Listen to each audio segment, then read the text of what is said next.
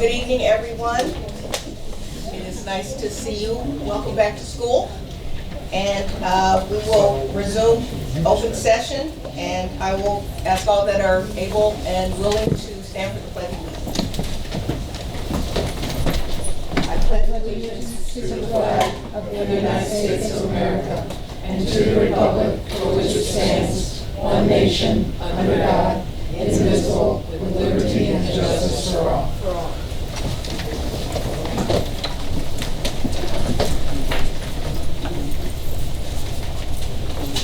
Good evening, everyone. Ms. Cameron, would you please do the status of the FOIA request? Yes, we've had 3 requests and they were all resolved. Thank you. It gives me great pleasure to introduce our new Student Council Board Representative, Ms. Caroline Peavy. She's not here? She's not coming. Oh, okay. Then we'll move on to the superintendent's announcements. In order to foster transparency with our community, the district is now filming every committee of the whole and regular board meeting. The video will be posted on our website within 48 hours of the meeting.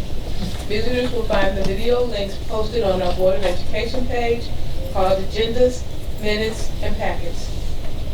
Last Thursday, August 15th, we welcomed 569 members, 569, members of our faculty and staff and administration to the 2019-2020 school year.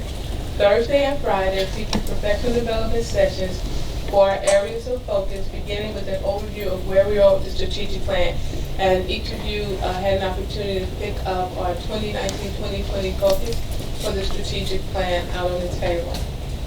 Presentation from our Umoja consultant Stephanie Visa and Director of Services Linda Parker kicked off our commitment to creating a culture of warmth at OPRF.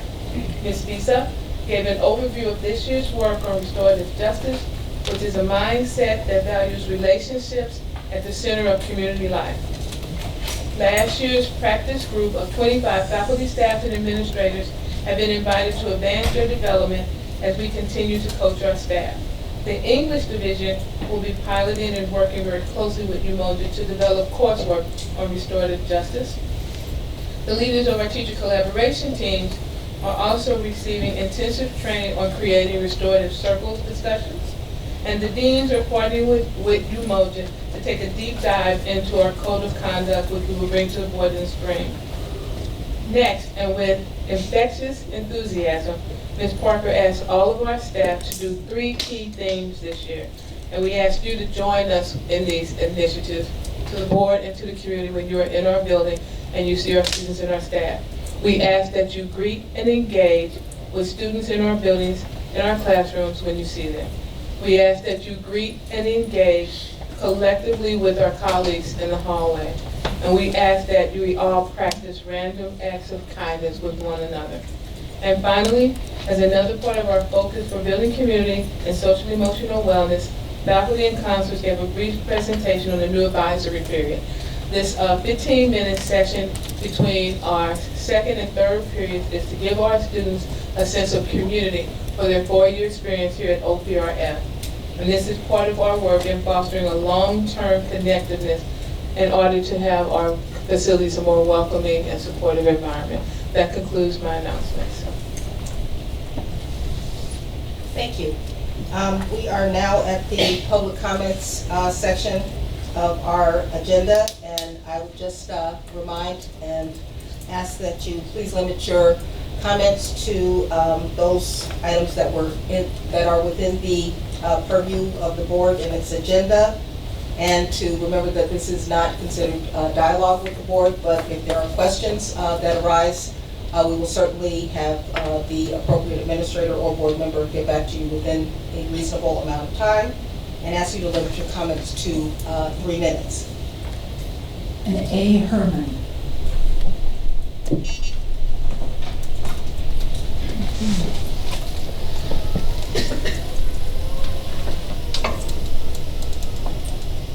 If you would like to just sit at the table here, that's fine, where the microphone is. Oh, you got it? Oh, never mind.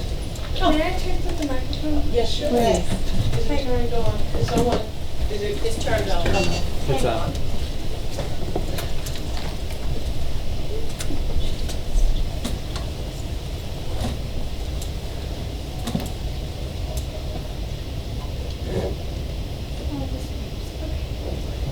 Hello, OPRF Board of Education. My name is Anya Herman, and I will be a freshman in the 2020 to 2021 upcoming school year. I would first like to start off my comments with thanking you for removing the sign that said special needs entrance on the entrance to your stadium. I like that because nobody's needs are special. Entering a stadium is something we all, as students and faculty and staff, have the right to do. I would also like to ask to make note that I am formally requesting accessible and usable bathrooms on the second and third floor of Oak Park and River Forest High School. Thank you very much for your time. Thank you. Thank you, Rhonda.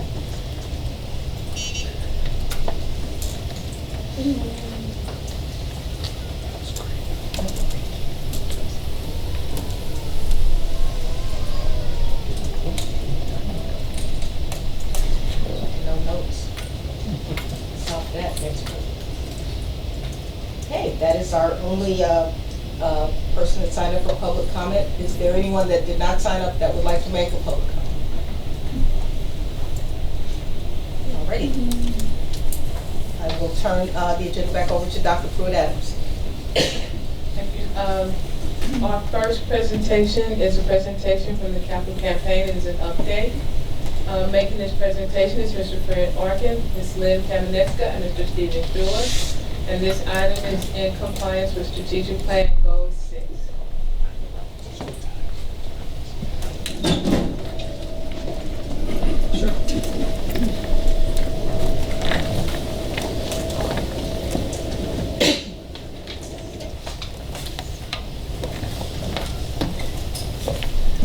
Hi. Hi. It's a good evening. So we are here tonight as officers of the recently formed OPRF Imagine Foundation, and we appreciate this opportunity to update you about our plans to our initiative, actually, to use philanthropy to raise some of the funds for facilities work for the Imagine Facilities Plan. Excuse me. Just a little bit of background. Last December, when the board voted to move forward with Project One, it also charged the superintendent with coming up with a funding plan for Project Two by May of 2020. And that funding plan was to include privately raised donations amongst other ways of funding that work. And so since then, since December, a committee of administrators and community members and a board member, Matt Barron, has been laying the groundwork for this private fundraising. So you know some of this you don't. Back in the spring, D200 contracted with the Community Foundation of Oak Park and River Forest to act as a fiscal agent for funds that are raised privately. We have since created a new foundation to solicit those donations. We've met with the Scholarship Foundation and the Alumni Association to discuss how our fundraising efforts and theirs can dovetail. And the Imagine Foundation most recently has contracted with Campbell & Company, a fundraising consultant, to help the foundation plan for a capital campaign to raise funds for the Imagine project. I want to make very clear the foundation, not the district, is paying Campbell & Company, those consultants. That's money that we have, it's not district money. Currently, and I'll open this up to questions in just a moment, the Imagine Foundation is in the process of creating our board of directors and applying for not-for-profit status. Right now it's the three of us who are officers of that board, but we will be a larger board than that. Campbell & Company is working on several things right now, the consultants on several things. One, crafting our case for philanthropy, assessing donors' interest in our capital campaign, testing the feasibility of our capital campaign and doing the research with donors or prospective donors that takes, developing appropriate fundraising infrastructure, and also designing a capital campaign plan that will allow us to take all of those things into account and move forward with a successful fundraising campaign. We three have been meeting informally with some local citizens and some community leaders just to start raising awareness so people know what's going on and maybe even to recruit some participants. We've had a great reception in these conversations. We've had a couple dozen of them already, and we're really excited about the prospect of using philanthropy to raise some of the funds to pay for future Imagine facilities projects. We'd be happy to answer any questions you have. That's it. Are there any questions? Great.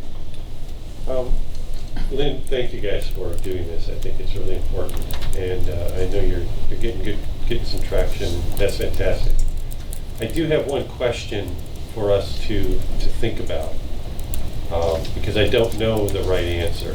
So you're going to raise capital funds for Imagine, and we're going to decide on what pieces of Imagine actually get implemented. How are we going to is part of your work going to be sort of figuring out how we govern the conversation between the money that is being raised and how we ultimately decide to prioritize and spend that? Does anyone else want to take that? Do you want me to? So, yes. I mean, that's one of the things that the consultants will help us figure out is the mechanism for managing this, because now it's a three-way thing with the district and the community foundation and us.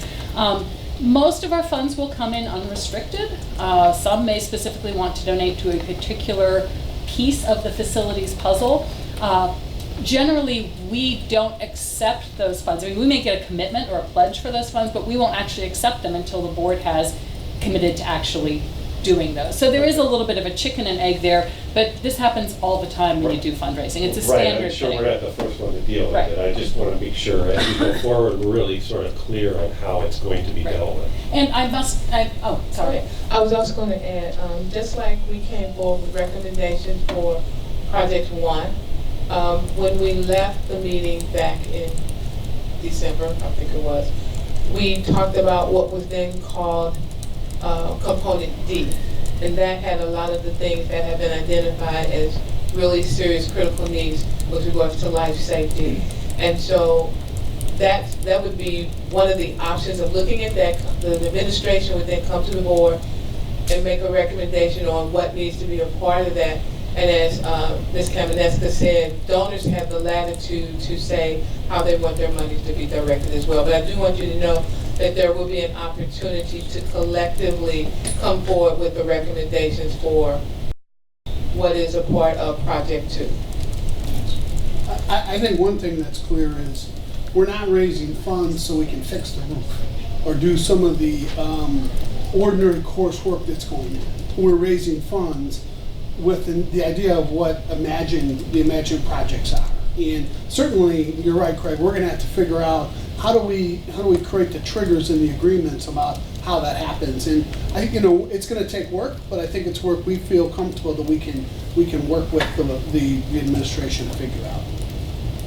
And the administration will have, or the district will have representation on our board. We haven't worked out exactly what the format of that is going to be, but there will be representation in addition to this committee that's working right now on this. Any other questions or comments? Thank you. Thank you.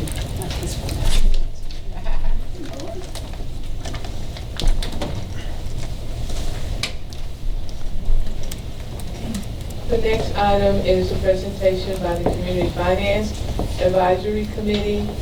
Just as a bit of background, in 2013, the district had a Finance Advisory Committee.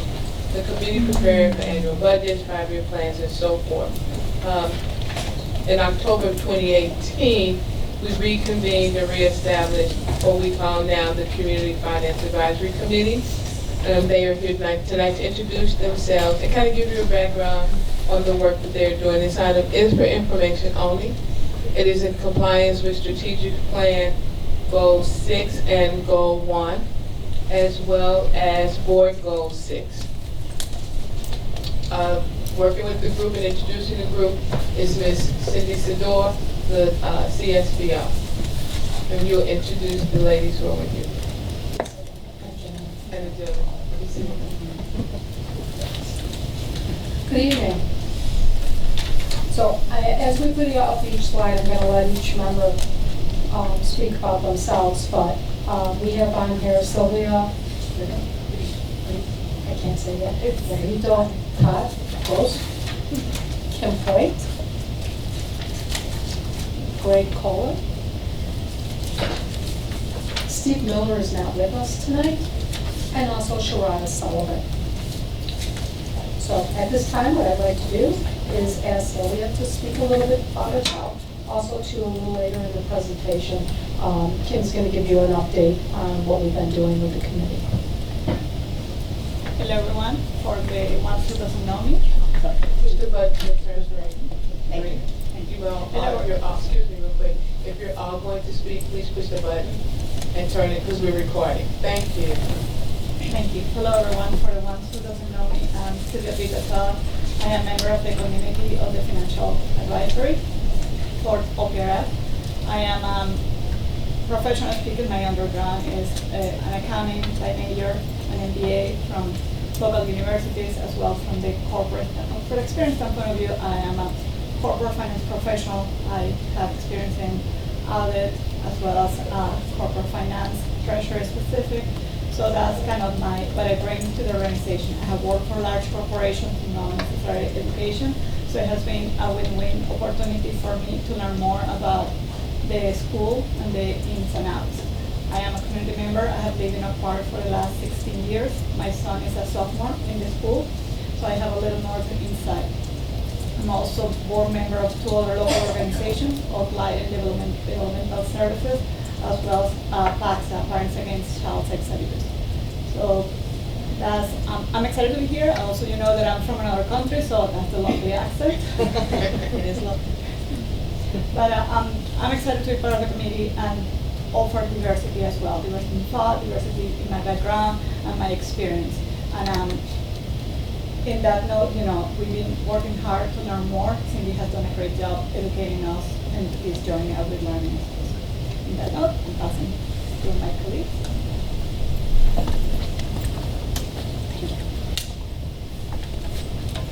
Hi, I'm Kim Hoyt. I am an Oak Park Forest High School alum, as was my father and grandfather.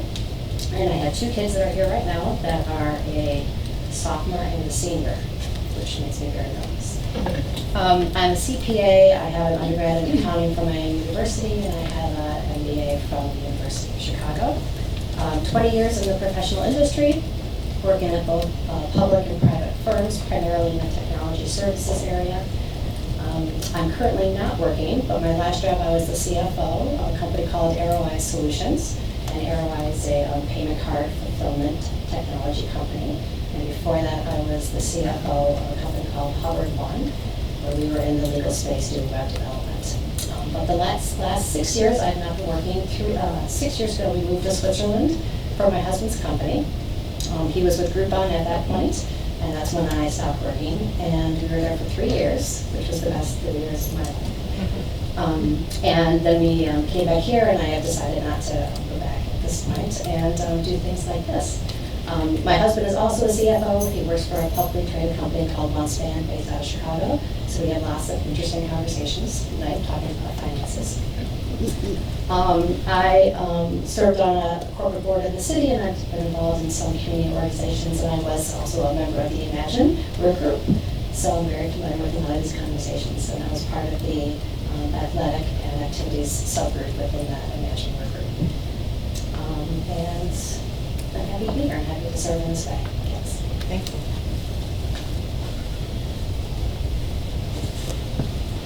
So my name's Greg Kohler. That's probably half of you before. I haven't officially met with Gina, Jackie, or Ralph, even though I've heard Ralph speak a number of times at the Chicago Tax Club. And listened to your wife's ethics courses, so yeah, those are real fun. I've been in tax for about 12 years or so now, mostly primarily in state and local corporate income tax. I also concurrently serve on, so we have CPAC for D200, but D97 also has their report committee, so I concurrently also serve on that. So I have insights of both school districts at the same time. So it's quite interesting to learn the differences between the two.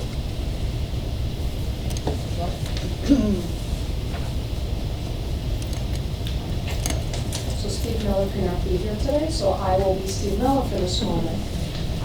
Steve Miller has a CPA, has a CSBO. He started off, which was interesting, he actually started off his career as being an auditor for this district, and then became the director of finance for Oak Forest High School.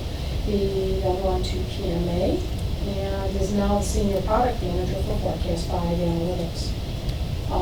He's been an eight-year Oak Park resident. His wife is an OPRF-HS alumni. He has 2 daughters who attend Vine School.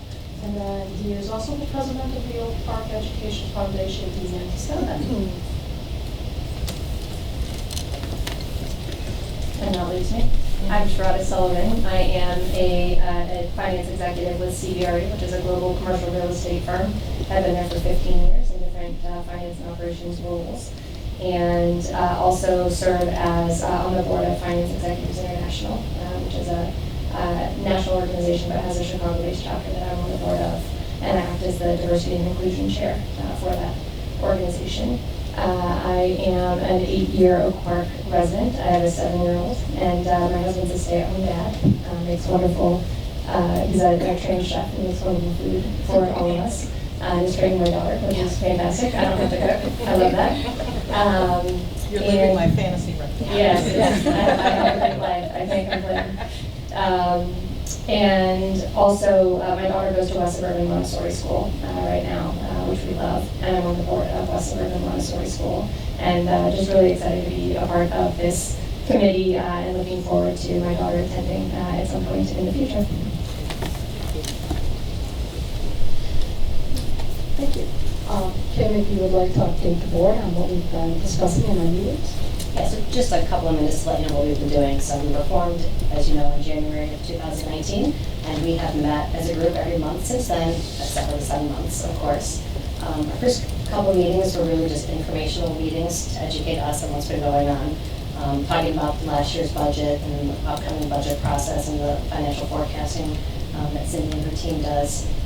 We had a couple of great presentations by some professionals. Dr. Grossi, that you all know, gave us a very similar presentation to us that he gave to the board, talking about all the historic financial trends of the school and the spending, and also the future financial considerations that we need to take into account, such as the expiration of the TIFs and pension uncertainties and the like.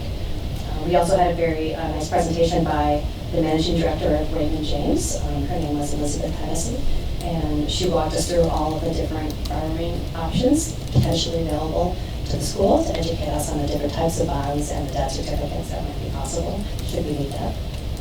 Then we had another presentation by PMA Financial Advisors walking through different potential investment opportunities that the school can use given the current capital fund balance. And we've had a couple of discussions amongst our group now that we're becoming more educated on the financial processes and numbers of the school. We've talked about the method of accounting, whether to use a cash-based budgeting process or an accrual-based budgeting process. And we recommended, based on the discussion that we had, that to stay cash-based for the purpose of internal budgeting, but for the purposes of external reporting and reporting to any of the governmental entities, to stay on a modified accrual basis. And then for the school to have a really simple, straightforward reconciliation that's very clear about the difference between the two, so if there are no questions. And then we also had a discussion a little bit about the investment potential and looking at slightly more riskier but better high yield investment potential. But we did not think we could make any decision on that because of the uncertainty of the expenditures. We need to know a little bit more about what the school and the board is planning in terms of significant expenditures, imagine in particular, before we can make a recommendation on potential longer term investments. Thank you very much. Have any questions? Craig, could you speak to your role as a board rep? I don't know, I'm the board rep for the financial committee. And come on, give some history, please. Well, I guess just in terms of history for, I think, well, you guys know this. I mean, I got my, I started in with working with District 97 and the schools through community financial processes, and eventually ended up learning an awful lot about the both school districts, and I've actually been on the board of both school districts now. So, but I'm very much looking forward to leveraging your skills and leveraging your talents to provide some some outside perspective on some of the things to help Cindy with some of those, through some of those issues and help us as a school. So, welcome, thank you, and you all get really involved. In a couple of years, you'll all be sitting back here. Excuse me, Jack. I do have one question, and it's something that it's a long-term answer, so I don't expect anything immediately. But a few years ago, I know when I looked, and I think Craig, you brought this up, about that a lot of the money that we have is in banks that are not as local as Oak Park or River Forest. And I know other taxing bodies have, it's always going to look at is that we tax the dollars from people locally. Let's see if we can keep it local in the banks that serve our communities. And so I know that it's not the only facet, only factor, but if you could speak a little bit maybe now or at some point to how much weight to assign that, because we certainly want to get the most return on interest and the best long-term investment, but balance that with having something that's local and how you define local. Actually, our student activity is in the local bank, so we do have that there. The one thing that we have to do is when we're investing, we usually go through PMA for all of our investing. So that part is with them, by investing with them, they actually put it into CDs. They will also lock in our rates and everything like that. It's a little bit harder going local with as much money that we have right now. Just because you have the FDIC with dollar amounts, yes. So. Right, so I guess right, so we have too much money in a way. And so if we could, maybe I appreciate that there's the student activities fund you mentioned, but in other areas we can look at that, ways to just help, it's kind of like shopping local. So, thank you. Before we move on, I neglected to have the other esteemed board member that is a part of this committee be introduced, Mr. Foster.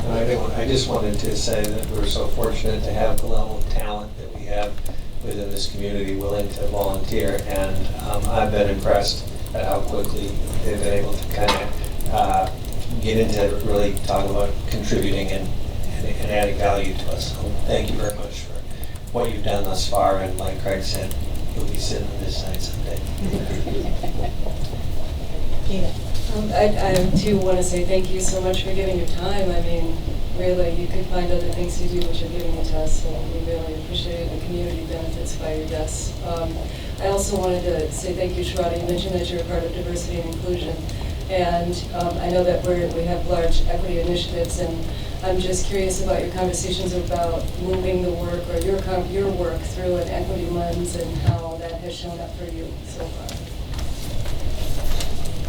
Yeah, I would say it hasn't come up specifically in the conversations we've had so far, because a lot of what we've been doing is educating ourselves on how school finances work. None of us really have that background in particular, so I would say it's definitely something we recognize as a priority for the school, but hasn't been an active part of our discussions because we're just learning just how to frame it.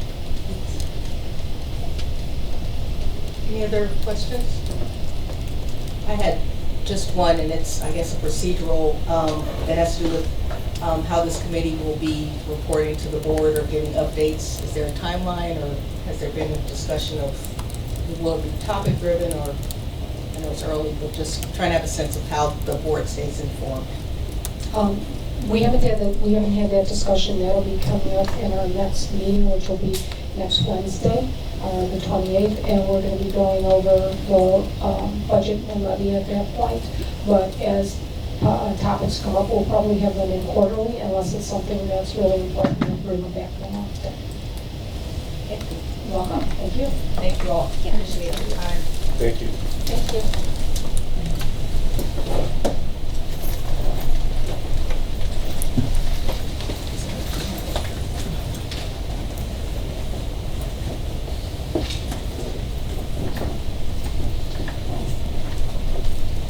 I get to sit over here.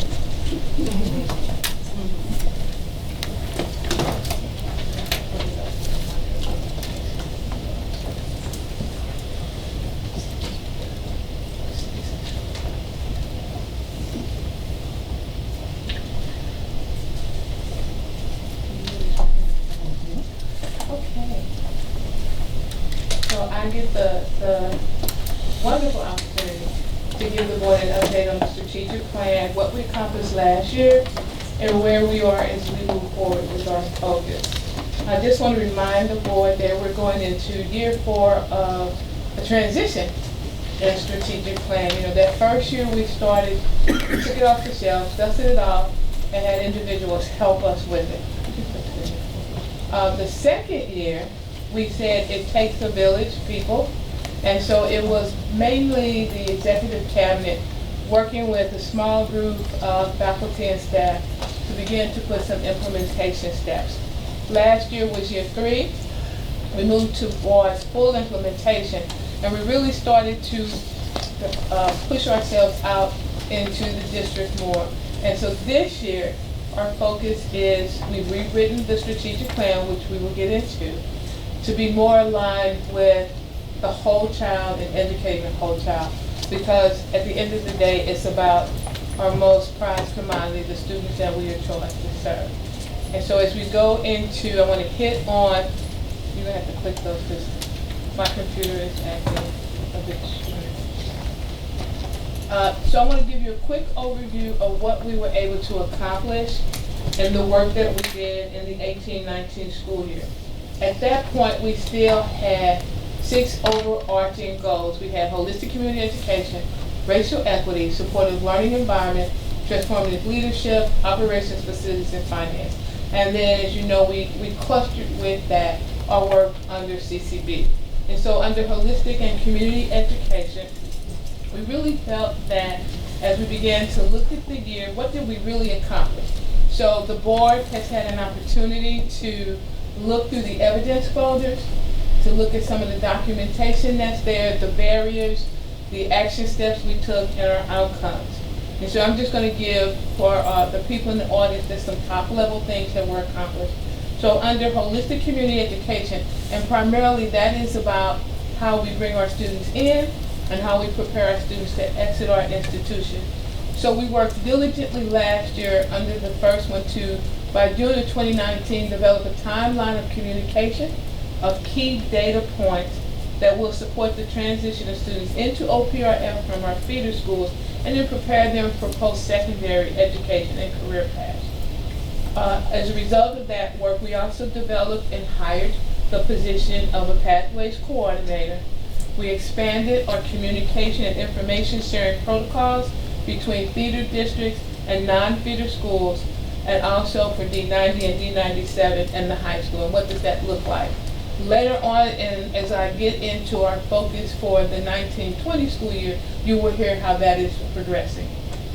Under racial equity, our top level items under racial equity, because we were to make sure that our students had access to a rigorous curriculum, as well as really removing the barriers that exist for our students.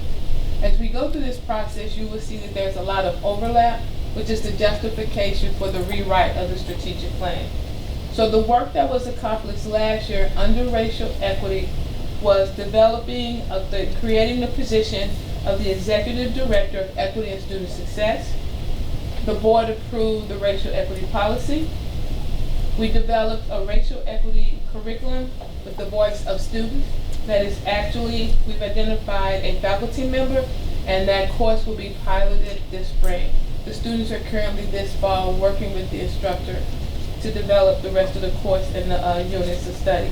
We conducted a climate and culture survey through Hanover, which said to us that our students and our faculty feel safe, they feel supported. However, there's still some work we have to do to make sure that our environment is welcoming. As we move forward with doing our climate and culture survey, our goal is to break that down demographically. We also established and implemented the Student Leaders Academy. That group goes across the various clubs we have within our institution. It causes students from all races, nationalities, ethnicities, and religions. And the focal component of the Student Leaders Group is to address and provide feedback to administration on issues that impact not only our students, but our institution, our community as well. They also serve on various levels of interviews for the district. We started really looking a little bit deeper through our recommendations from CCB at our student discipline data and the effects of our interventions. We instituted a new dress code policy, and we changed the graduation attire. Under supportive learning environment, our overarching goal was to, I'm sorry, my screen won't show what I'm supposed to have. I'm kind of ad-libbing between the two. Our goal was to ensure that students felt welcome and appreciated and a sense of belonging. And so in collaboration with our work for CCB under supportive learning environment, we had greeters every day to make sure that our students were greeted. We have extended that. We changed the ID policy for our students so that they don't feel targeted based upon race with their IDs. We started our work with restorative justice practices with our board going through a training session, our administration, community members, the Oak Park and River Forest Police Department, and our teacher and admin training groups. Our goal was also to provide a safe space for our students. They told us in those moments of crises they needed a safe space, and so we worked with our partners from Thrive and River Edge to provide a safe room through staff rotation and support from those organizations, as well as the Oak Park Library. We implemented our policies and procedures for our transgender, non-conforming, LGBTQ students, in addition to professional development and the development of support plans. We took all of our support staff and administrative assistants through customer service training and restorative justice training for safety and support. We started our work on trauma-informed response so that as we approach our students and we can approach them from a different manner, which is also a support of our supportive learning environment. And we increased the digital signage in our building. Under transformative teaching and learning, I'm just going to give you a few things because Greg Johnson, the associate superintendent, his presentation will delve more into the bulk of the work that was done last year around curriculum redesign. Our multiple tier systems of support showed our students make significant gains across the board in mathematics. Our models of physics students consistently showed gains as it related to AP and honors. We developed a data framework, awareness framework, and it will be public facing, I'm pleased to say, September 10th. Our teacher collaboration teams established priority standards and common assessments to measure student proficiency as defined by 80% of our students meeting or exceeding expectations. The fall of 2020, we started the implementation of the first phase of our work towards our 9th grade curriculum design, which you will hear more about. Under Transformative Leadership, these are just all of our accomplishments still from last year. Under Transformative Leadership, we developed a talent management plan that is being used to help us identify minority staff. As I said, we conducted customer service training for our administrative assistants. We hosted our first in-house career fair. We increased the percentage of our minority staff and faculty, and we put in a program acknowledging our faculty and staff for creativity and technology. Under our goal for facilities and finance,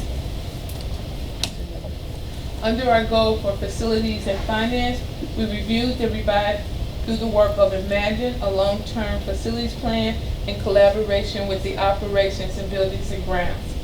We reestablished the Community Finance Advisory Committee, developed a long-term facilities plan. The Imagine project was brought forward. The board approved $32 million for the first work, and you heard today in the capital campaign that they are beginning the process to raise monies for Project 2. We we're in the process of revamping the budget process with the goal of a sustainable budget. Did you say balanced? Okay. In addition, over the course of last year, we implemented all but 2 of the recommendations from CCB, which were incorporated in the strategic plan. They include promoting student participation in extracurricular activities, implementing policies and practices to increase access to our community. The board was adamant and determined to have more community engagement, so we had town halls on school safety, we had town halls on equity, we had town halls on hate crimes, as well as town halls on the imagined work. Also under CCB, the goal was to recruit and retain diverse staff, the dress code to be adjusted, and to continuously create a welcoming environment.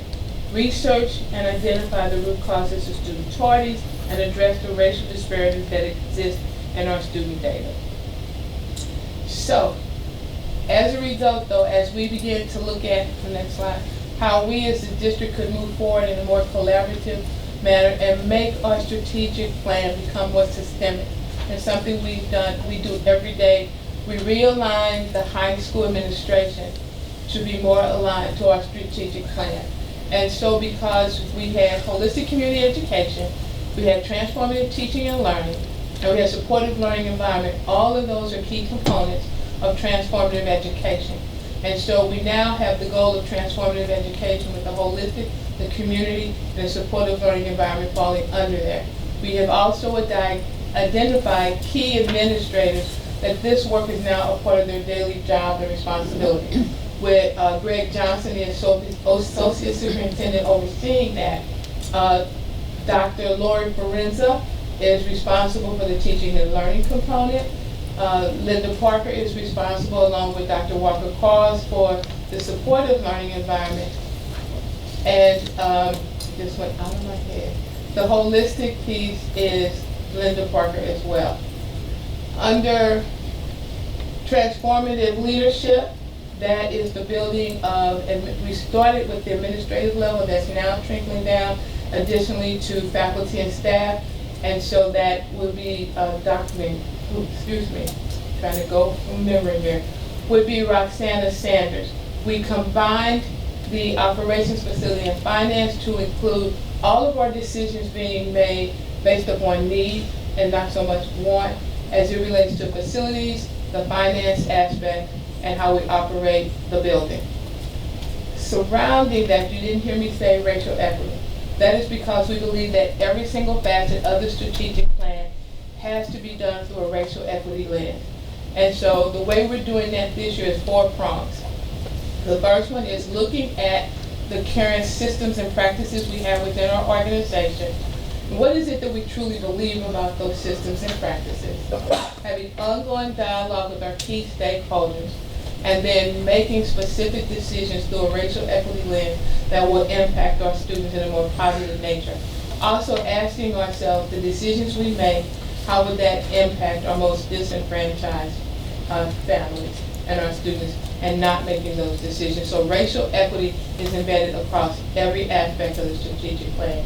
It is our belief in doing it this way that it will trickle down into our institution, become a part of what we do every day, and become more systemic as we move forward towards positive student outcomes for all of our students.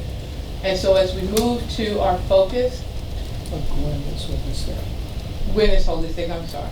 As we move to our focus for this year, our mantra is equity and excellence through access for all and the culture of warmth. And so for us, that takes an equity aspect, the academic excellence aspect, as well as providing a warm environment for our faculty, our staff, and our students. So our focus under racial equity for this year is by August of 2019, develop the framework and timeline for the racial equity policy procedure development. We presented that at the town meeting. By December of 2019, to develop and publish an implementation to the board of the procedures for policy 7:20, including a metrics. By February 2020, prioritize and order the policy sessions and resources to consider. And by May of 2021, complete the assessment of our school culture and learning environment. So our vision and our work this year for racial equity is within our community, and our care team work is pedagogy and curriculum, methodology, classroom procedures, classroom culture, and classroom relationships. And that's our professional development this year as a district. Next slide. Under transformative education, and I'm not going to give you all of this now because you got a lot of information coming for the 9th grade curriculum. By May of 2020, it is our goal to complete the process we've started with our feeder districts of the comprehensive data system to monitor and support students' academic, social, and behavioral needs. 2, by 2022, create individualized post-high school plans for 100% of our students. We can't wait to 2022 to start that, so we're starting that now. And our goal is to have that done by 2022. By June of 2020, this coming June, we want to decrease by 10% the disparities between overall school demographics and for our students receiving at least one discipline referral, as well as students receiving more than 5 points. By June of 2020, we want to increase the percentage of students who feel that they are welcome and belong at school to 60% across all our demographic groups. Under Transformative Education, by May of 2021, we want to increase the overall participation in our extracurricular activities to at least 80%. You heard we're moving in that direction at our COW presentation on student participation, and we want this to be representative by all our demographics. June of 2022, we want to decrease by half the opportunity gap for our Black and African American and Hispanic students as measured by the percentage of students who earn honors credit during their freshman year. By June of 2024, we want to decrease by half the opportunity gap of our Black and African American and Hispanic students by measuring the percentage of students who are honors credit throughout high school. You're going to hear more about that when Greg Johnson makes his presentation. Under Transformative Leadership, our focus for this year is by June to improve the quality and accountability of employee evaluations by implementing an electronic evaluation system.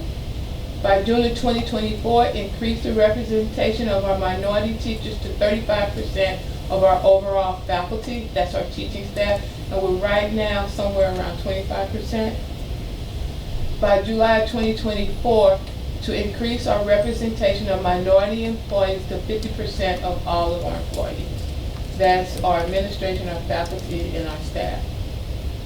Under Facilities and Finance, by December 2019, present an update of the 5-year financial projections with annual updates to the board. And I think we're going to move that up to October, but use that as we begin to plan our budget for the upcoming year.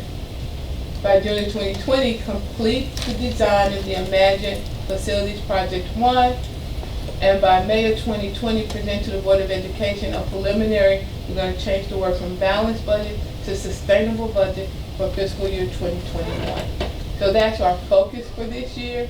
We will be giving routine updates across the scope of this year, and we will continue our work with CCB on welcoming environment, school-wide restorative practices, the recruitment and retention of diverse staff, the increased community and exposure, promote extracurricular participation, welcoming environment, and research. I do want to say that on access to community, I want to say publicly to the community, we have several town halls that we are planning with the Board of Education, because one of the board goals is to have ongoing dialogue with the community, and we are also planning multiple community engagement opportunities. One will be on the state of the district. Once the Illinois State Report Card comes out, we will have one on racial equity procedures once that's done, and then we'll have one at the end of the year on our focus for the upcoming year.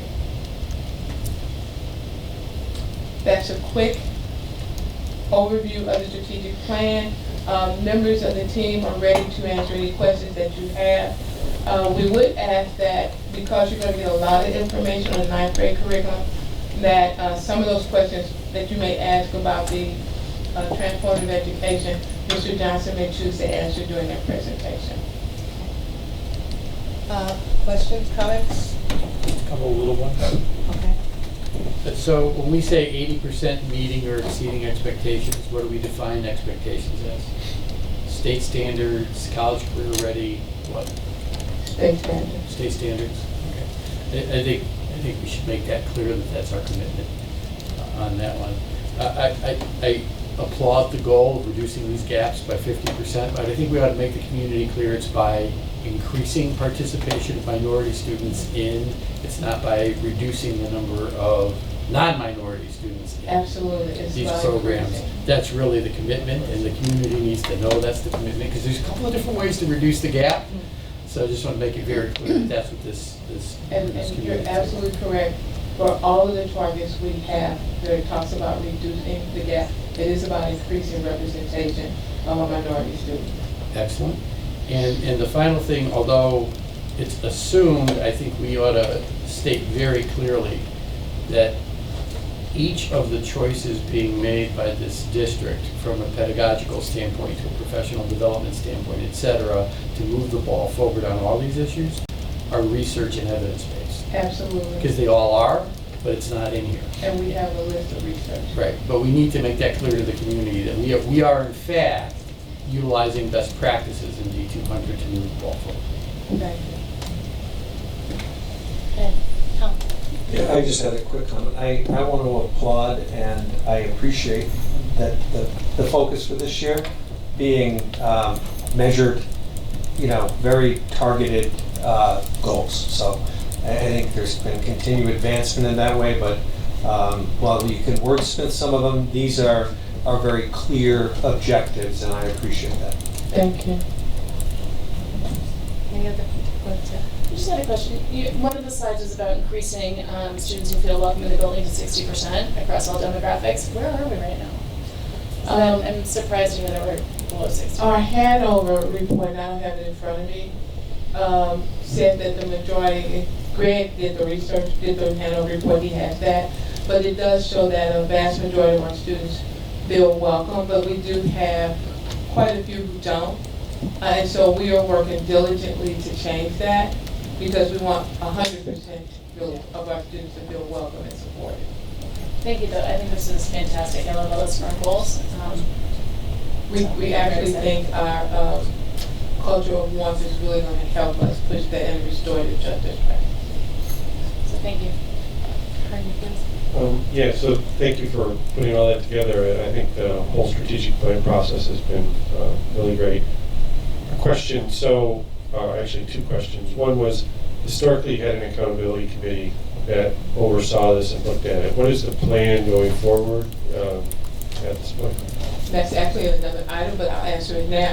So we had an accountability group that the last 3 years has met to help us move forward, but over those 3 years, participation has decreased versus increased. We realized over the course of last year, as CCB, culture, climate, and behavior, was evolving, we were reporting on some of the same things. There was some of the same focus, and it was all built towards student outcomes. And so the recommendation was made that CCB become a part of the strategic plan accountability process. And so this summer, I sent a letter to the members of the accountability committee. I thanked them for their 3 years of dedicated service and said that, kind of what I just said now, that we were merging that with the CCB. And I said that some of them would be getting an invitation to join culture, climate, and behavior. And so that was done. So some of the people we bring forward tonight are from the strategic plan accountability committee. Okay. Second question, and more of a comment. I really, as we've talked over the last couple of years, I really appreciate the tangibleness of what we've written down in terms of the goals. I would like to see, or would like to know, the plans for creating the scorecard. We would like to I'd like to understand where we are relative to a lot of these topics today. Okay, well, most of the ones we identified today, we have the baseline data for how we charted these goals. We will have the data framework that goes forward-facing September the 10th that will hit on some of these key areas, but we're still in the process. Now that we've got our targets set to work on what that scorecard looks like as we benchmark ourselves out, we now have the baseline data that begins to help us see the growth. Thank you. And we can present that at the next update. I just had one quick clarification, and you may not know it off the top, but on priority 2, the third bullet item, you mentioned decrease by 10% the disparities between overall school demographics and students receiving at least one discipline referral. I'm not sure if by that the intent is 10% of the disparity or 10 percentage points, and it's a difference. And so I just sent you a note just to remind you. Okay. Just a clarification. Thank you. Tina, do you have it? Okay. Thank you. I wholeheartedly agree with how we are approaching this with having streamlined goals that feel tangible and doable. My question is about what are our metrics, what are the indicators that we're looking at. When I look through, there's certain sections like transformational teaching and learning where there are words such as measured by, and there are the indicators that are fairly straightforward. Other sections, and the one Matt just mentioned as an example, there's the goal, but there needs to be the what are we going to measure to show that that's what's happening. And if those things are available, it would be helpful to have those metrics. I know we talked about a scorecard, but also as we're moving to, we're in year 4. Year 4 of strategic plan, but year 1 of the rewrite. Okay, but we have data that is informed. Right. That's what we've been gathering. That's where when you see a lot of that, where we have it. Some places where you see we're just beginning to really dig deep to get the baseline so that we know how to begin to step out our metrics and the key indicators. Some you will probably see in the data framework as well, particularly those tied to the CCP goals. I would urge, because I think the transformational teaching and learning could be a model for the other aspects of the plan, because that is where there seems to be the metrics and indicators. And this is just my, I continue to caution us against the way that we're reporting out on that Hanover data, because there was no demographic. So even Sarah's question about 60%, we don't know what that means. And it becomes, it feels disingenuous, and that's the only word that's coming to mind right now. It may not be the appropriate one for us to communicate that data when it's meaningless. We're no longer using Hanover. I know, but we are referencing it as though that 60, we don't know who those kids are, who felt welcome, who didn't, if it's by race, by gender, because they were, we didn't have the demographics. So I would caution us against, I know we paid for it and feel good to use it, but I don't know that it's the best. We won't be using it this year. Yeah. So referencing it is maybe problematic, but it looks like a very hopeful start to the year. More questions? Thank you.